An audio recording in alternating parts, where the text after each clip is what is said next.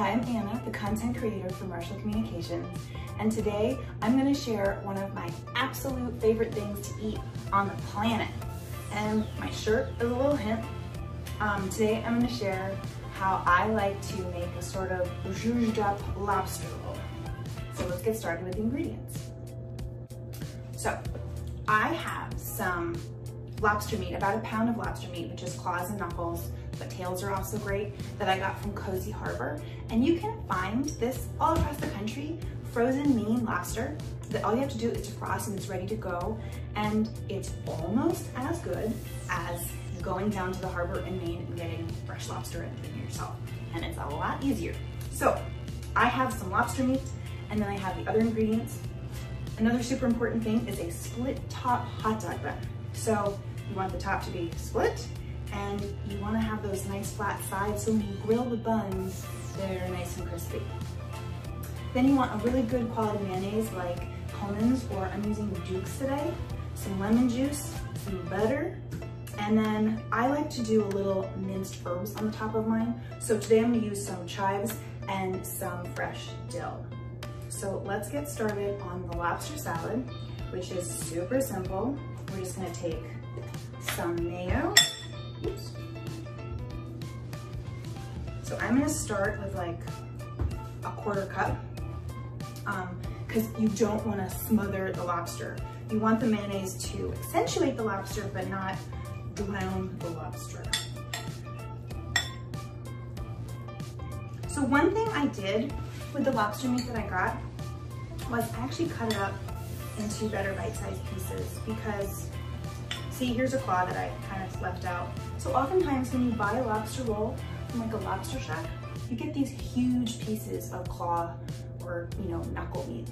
And I think they do that so that you feel like you're getting your money's worth, because when you go and buy a lobster roll, you're looking at $20 to $30 for a little lobster roll. So they want you to feel like you're getting your money's worth. But when you're at home, first of all, you can buy the same amount of lobster meat for the price of one lobster roll and make them at home.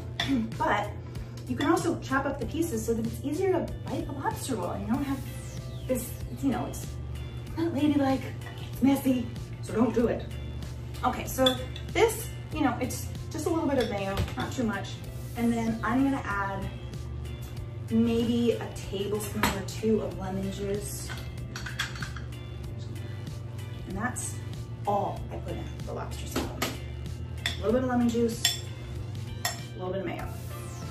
Since lobsters are living their whole lives, so we eat them in the ocean, the meat itself is already really salty, so I don't think you necessarily need to salt the salad at all.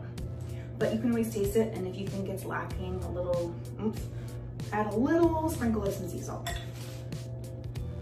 The next thing we're gonna do is prep some fresh herbs. So I'm gonna use dill and chives because that's what I have right now, but I've also used savory or a little bit of oregano or fresh thyme.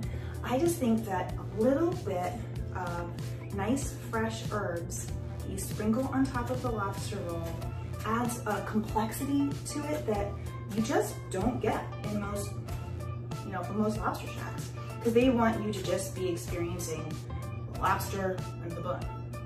And some people like to put a little bit of minced celery. That's fine too. I really like to keep it pretty minimum. So for me, my little splurge is a little bit of fresh herbs, and that's about it. Now, the classic Maine lobster roll is mayo only. And then in Connecticut, they're famous for butter only, drawn butter only lobster rolls. And I like to do a combination. I think there's nothing better than mayo and butter. So I lightly brown some butter, and then I pour that over the lobster roll once I assemble it. So I'm gonna brown some butter, and then we're gonna grill the buns on the stove top so they're nice and golden and crispy. And then we're basically done. It's super fast, and they're delicious. So let's get grilling. So my butter is almost brown, which means that the solids are beginning to separate. And so since that's just about ready, I'm going to grill my bun. So I melted a couple patties of butter, and I'm just gonna let this kind of sear until one side is golden and crispy, and then flip it and do the other. And you know, if you're making a whole bunch of lobster rolls, this is one of the steps. You can do a whole bunch at the same time, put as many buns as you can fit in the pan, and then, you know, you assemble it, and then everyone has a lobster roll. So it's very easy. So it takes about, I don't know, 30 seconds aside to get nice golden little lobster bun. Okay, so I'm going to put in a hearty amount of the lobster salad.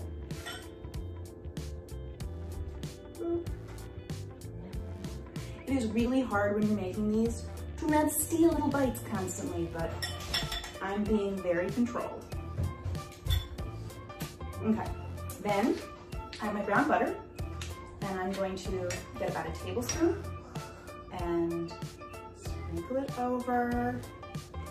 Lobster rolls are not a time to be on a diet, people. This is for the butter and the mayo. And then a nice little sprinkling of whatever herbs you like.